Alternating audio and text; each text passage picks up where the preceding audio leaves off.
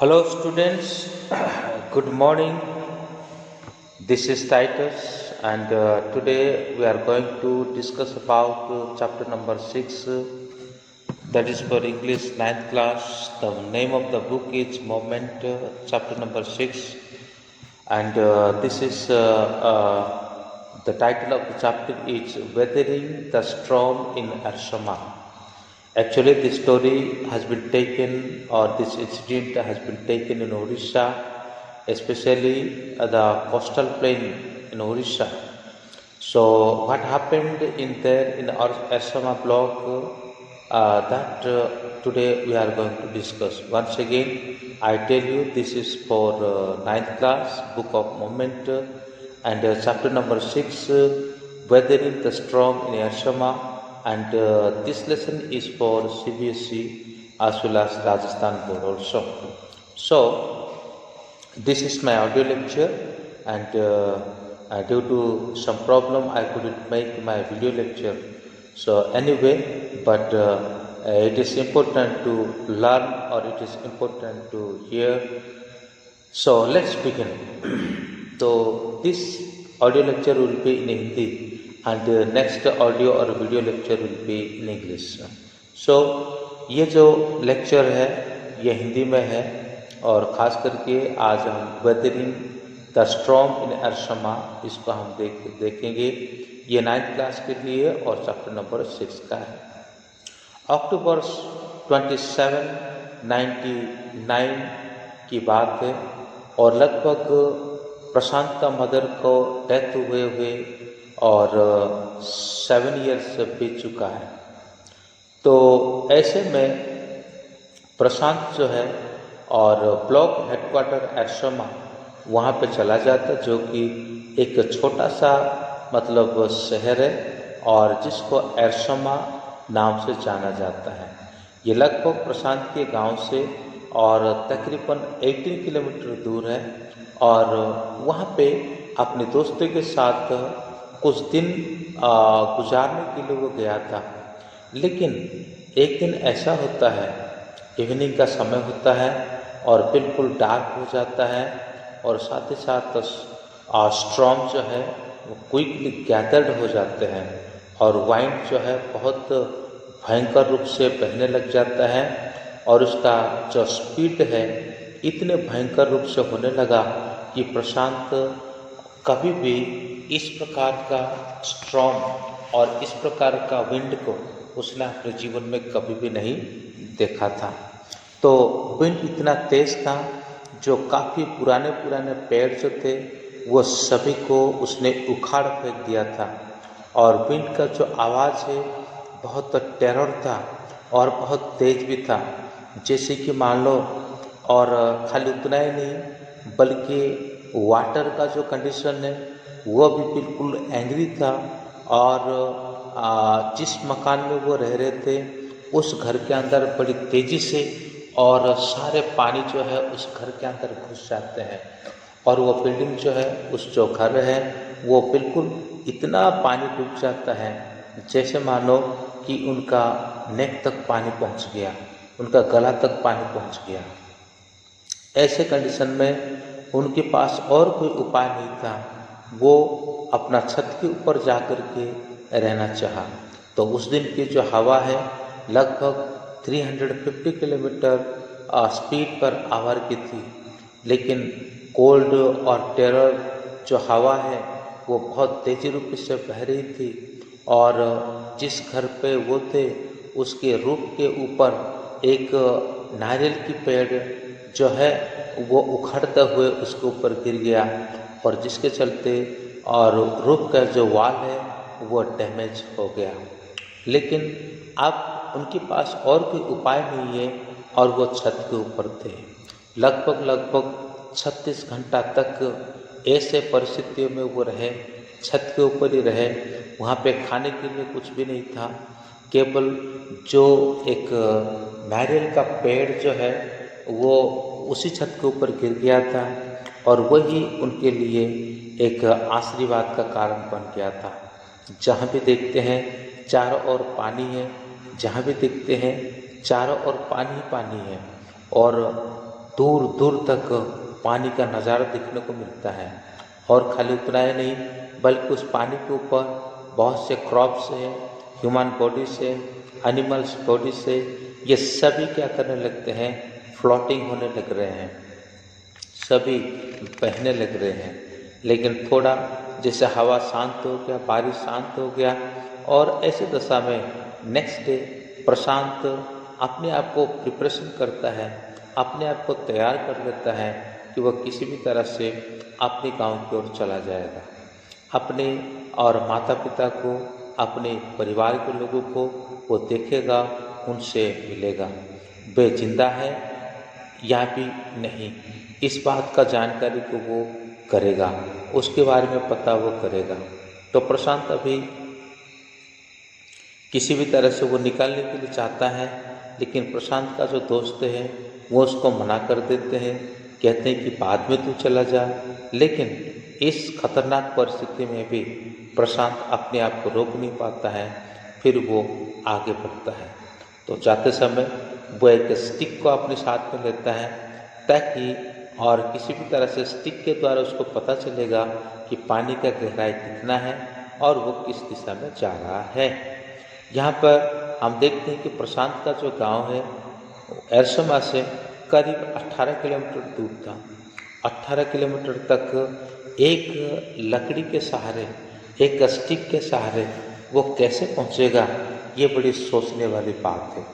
फिर उसके बाद हम देखते हैं कि वो जाता है, आगे बढ़ने लगता है, एक छड़ी को लेकर के वो छड़ी को और पानी के अंदर डुबाता जाता है। जहाँ पे लगता है कि बहुत गहरा है, फिर वो अपनी दिशा को परिवर्तन कर देता है।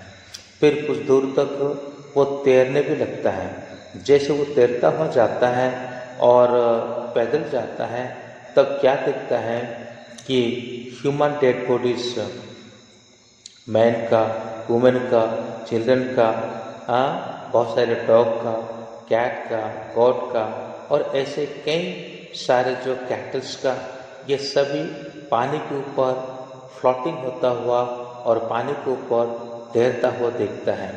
प्रशांत ये सभी दृश्यों को देख करके बड़े भयंकर रूप से लाउडली रोने लग जाता है, और उसका मन में यही होता है कि निश्चित रूप से मेरे परिवार जो है वो अभी मर गया होगा, मेरे परिवार का कोई भी लोग नहीं बच गए होंगे। तो जैसा भी है, कुछ दूर तक वो चला जाता है। जाने के बाद वहाँ और 2 जन उसको मिलते हैं। ये 2 जन वो भी आगे जाने की तैयारी में रहते हैं, लेकिन परिस्थिति अभी भी बहुत भयावह है, परिस्थिति अभी भी बहुत डरावना है। डेड बॉडी फ्लोटिंग होना, एनिमल्स का डेड बॉडी फ्लोटिंग होना, चारों ओर पानी भर जाना। जैसे जैसे वो दूर दूर तक देखता है, तो कोई भी घर, जितने भी कच्चे मकान थी, वो सभी घर जो है वो किसी भी प्रकार से नहीं दिख रही है, सब कुछ डूब चुकी है। जैसे और कोई एक जो पक्का मकान जो था, कुछ मकान तो वो मतलब डूब चुकी है, वो बच गई है, लेकिन बाकी के मकान जो है वो सब कुछ नष्ट हो चुका है। तो फिर वो अपने गांव पहुंच जाता है। अपने गांव पहुंचने के बाद मन में सोचता है, मैं किससे मिलूं, कौन मुझसे मिलेगा और कहाँ होंगे। फिर पता करता है, रेड क्रॉस सेंटर में चला जाता है। जैसे रेड क्रॉस सेंटर में चला जाता है, वहाँ पे उसको ग्रैंड मदर मिलती है, और ग्रैंड मदर जो है वहाँ भूखी प्यासी हुई होती है। खाली वही नहीं, बल्कि उस रेड क्रॉस में जितने लोग और मतलब रह रहे थे, वो सभी भूखे प्यासे थे। जैसे वो अपने ग्रैंड मदर को देखता है, उसको बड़ा एक चमत्कार सा महसूस होता है, और ऐसे धीरे धीरे करके वो अपने परिवार के सभी सदस्य को वहाँ पे मिलता है, और वो सभी उसी रेड क्रॉस सेंटर में खोए हुए होते हैं। उसके बाद समय आगे बढ़ता है। इस प्रकार 4 दिन बीत चुका है, और इसे 4 दिन में और उनके पास खाने के लिए नहीं है। लगभग इस शेल्टर में 2500 लोगों का एक क्राउडेड है, और यहाँ पे आप देखते हैं कि 86 लाइफ जो संपूर्ण रूप से ख़त्म हो चुके हैं, नष्ट हो चुके हैं, और 2500 लोग जो है इसमें और इस शेल्टर में आ चुके हैं, और 96 हाउस जो है वो कम्प्लीटली वास्ट हो चुका है। लोगों का जीवन बड़ा अस्त व्यस्त और लोगों का जीवन बड़ा मतलब दुखजनक हो चुका है। और ऐसे परिस्थिति में जो लोग वहाँ पे थे उनके पास खाने के लिए कुछ भी नहीं था, बस उन्होंने कुछ कोकोनट को तोड़ी, ग्रीन कोकोनट को, और उसे लेकर के वो खाने लगे थे। प्रशांत कोमर केवल 19 ईयर्स ओल्ड था, लेकिन वो एक लीडर के रूप में, एक नेता के रूप में उस परिस्थिति में और काम करने के लिए वो आगे आता है। फिर वो ऐसे एक ग्रुप को ऑर्गेनाइज करता है, एक यूथ ग्रुप को ऑर्गेनाइज करता है, एक एल्डर ग्रुप को ऑर्गेनाइज करता है। फिर उसके साथ साथ किसी मर्चेंट के पास जाकर के उससे कुछ राइस मांग के लेके आता है। जैसे उसे जो राइस मिलता है उस राइस से वो किसी भी तरह से जो लकड़ियाँ थी, जो पेड़ वगैरह टूट गए थे, उन सभी के लकड़ियों को इकट्ठा करता है और इकट्ठा करके वहाँ पे वो खाना बना देता है। और करीब करीब 4 दिन के बाद लोगों को राइस का नसीब होता है। फिर ऐसे परिस्थिति में फिर वो एक यूथ वॉलंटियर का एक ग्रुप को तैयार करता है, जो कि वहाँ जो वॉमिटिंग हुआ हो, यानी शेल्टर में यूरिन हुआ हो, और जो भी गंदगी है उस गंदगी को वो लोग साफ करेंगे। और साथ ही साथ तो कुछ और डेड लोग भी वहाँ पर थे, किसी का विभिन्न कोई किसी प्रकार से जख्मी हो गया था, ऐसे लोग भी वहाँ पर थे। और उन सभी को सेवा करने के लिए भी वो उसी यूथ ग्रुप को उसी जो वॉलंटियर यूथ थे उनको वहाँ पे लगा देता है।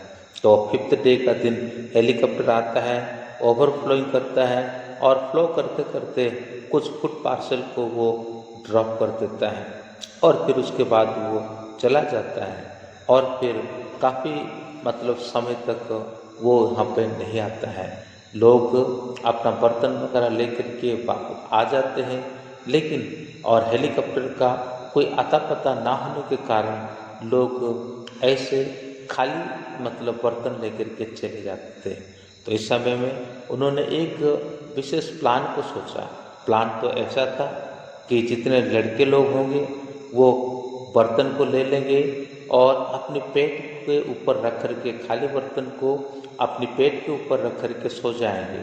और जैसे वो सोएंगे तो आसमान की ओर देखते हुए सोएंगे, और हेलीकॉप्टर यदि उस एरिया से होकर गुजरेगा तो वो इशारा करेंगे, और जिसके चलते हेलीकॉप्टर से फूड पार्सल नीचे गिराया जाएगा।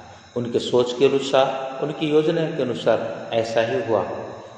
हेलीकॉप्टर वालों को समझ में आया कि यहाँ खाने की आवश्यकता है। फिर उसके बाद वो उनके लिए खाना जो फूड पार्सल है उसको ड्रॉपिंग करते हैं।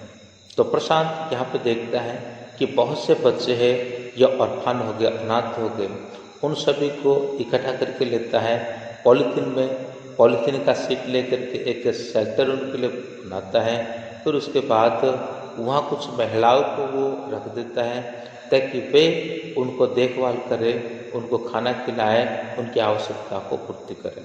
इस प्रकार हफ्ता पास हो जाता है और महिलाएं, बच्चे और जो अपने पति को खो चुके थे, जो बच्चे अपने पिता माता को खो चुके थे, या तो फिर पिता या माता में से किसी एक को खो चुके थे, वो सभी बड़े दुख और डिप्रेस के हालातों में रह गए। अभी मन में वो सोचता है कि उनके लिए कुछ करेगा। फिर उसके बाद वो एक प्रोग्राम स्टार्ट करता है एक NGO के द्वारा। प्रोग्राम ये है कि कुछ स्पोर्ट्स इवेंट को वो वहाँ पे करता है। यह स्पोर्ट्स इवेंट जैसे कि क्रिकेट है, जैसे कि और कुछ खेल है। क्रिकेट तो उसको बहुत बखूबी उसको खेलने आती थी पहले भी, और वो बहुत अच्छी तरह से क्रिकेट खेलता था, उसको इंटरेस्ट भी था। तो इसी कार्य से बच्चों को थोड़ा दिल बहलने लगा, और धीरे धीरे गवर्नमेंट का कई सारे प्लान को वो लेकर के आता है। और यहाँ पर जितने भी अनाथ बच्चे होते हैं, विधवाएं होते हैं, उन सभी के लिए धीरे धीरे कुछ नए नए कदमों को वो उठाता है। तो यहाँ पर ऐसा लिखा जाता है कि जब प्रशांत दूसरे को दुख को देखता है, उनके लॉनलीनेस को देखता है और उनके मतलब कष्ट और समस्या को देखता है, तब वो किसी भी तरह से अपने आप को रोक नहीं पाता है। इस प्रकार से पूरे 6 महीना तक उन्होंने उस सुपर साइक्लोन में लोगों को सेवा किया। अपना दुख दर्द सब वो भूल जाता था जब दूसरे की दुख और दर्द को वो देखता था। तो इसी प्रकार से उसने अपना जो सेवा को आगे बढ़ाई, और खाली उतना ही नहीं बल्कि 19 साल का लड़का किस प्रकार से इतने बड़े डार्केस्ट पीरियड में, इतने बड़े संकट के समय में, इतने बड़े कष्ट के समय में उन्होंने और इस प्रकार का कदम को उठाया। तो मैं उम्मीद करता हूँ बच्चों, आपको ये स्टोरी बिल्कुल बढ़िया से समझ में आ गया होगा। इसका लेखक जो थे हर्ष मंदिर, इसका लेखक थे हर्ष मंदिर। तो इसी के साथ ये ऑडियो लेक्चर यहीं पे समाप्त होता है। आगे का इंग्लिश का ऑडियो या तो फिर वीडियो जो मेरे से